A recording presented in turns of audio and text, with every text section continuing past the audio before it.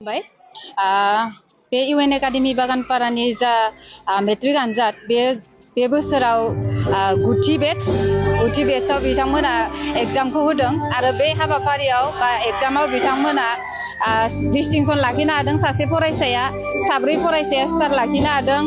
बेनि उनाव 16 फरायसाया गिबि थाखोआव उथ्रिनो हादों। बेबायदिनो 14 फरायसाया नैथि थाखोआव, थामथि थाखोआव 2 फरायसाया उथ्रिनो हादों। जोबोर गोजोननाय मोनदों। बेजों लोगोसे जा डिस्टिंक्शन थांनाय फरायसा बिथाङा कमल कुमार ब्रह्म बान्थायावबो 10थि मासिखौ आवग्रिनो हादों। लोगोसेनो बाक्सा जिल्लानि बर' बिजोंजों फरायनानै जा उथ्रिसारनाय बेयाव 5थि मासिखौ आवग्रिनो हादों। बेबायदि उथ्रिसारनायनि थाखाय जोङो फरायसालिनि जानानै जोबोर गोजोननाय फोरमायो आरो बिथांमोननि जा इयुन बेबो गोख्रों जायो, गावनि आथिङाव गसंथानो हायो। बेखौ आङो गोसो गोरबोजों गसाइनि सेराव आरज गाबो। दिनैनि बरायनाय हाबाफारियाव जोङो साइटेशन होनाय जागोन। लोगोसेनो जोङो फरायसानो आर'नाइ होनायजों लोगोसे बिगोमा बिथांमोनखौबो आर'नाइजों बरायनाय जागोन। बेखिनि हाबाफारिखौ मावफुंनाय जागोन। रंजालि बैसागु दिनै जोङो रंजालि बैसागु फालिथायखौ लादों।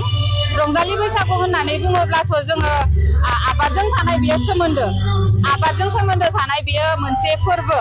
दा बेवहायनो जोंनि बे फरायसा बिथांमोनखौ जोङो बैसागुनि एसे आवगायै जहै खालामनानै जोङो जाखिनि बैसागो बोथोराव गिदिरफोरखौ मान होनाय, जिखिनि हाबाफारिफोरा जोंनियाव थानांगौ बेखिनिखौ एसेबाबो मेसेज होनायनि थाखाय जोङो दिनैनि हाबाफारिखौ लानाय जादों।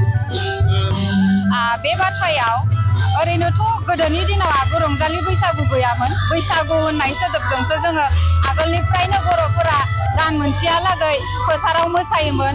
आफाखि थालाङोब्ला फोथारनि थाखाय मोजां होननानै जोंहा फोथायनाय दंमोन।